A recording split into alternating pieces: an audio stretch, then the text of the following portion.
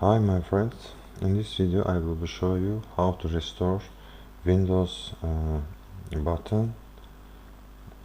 For example, you are clicking on the Windows Start button and the Windows Start button is not working. To restore the Windows Start button, we need to use CMD command line.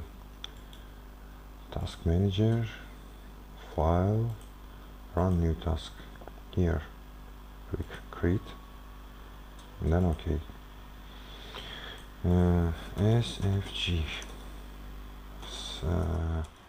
You can see the command line. Type here SFG scan now. After this command work, it will be take 15 minutes. It will be restore your damaged system files automatically. After finishing the process, please restart your computer and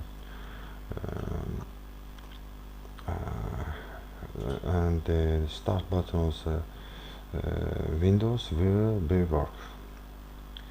Thanks for watching. See you in the next videos.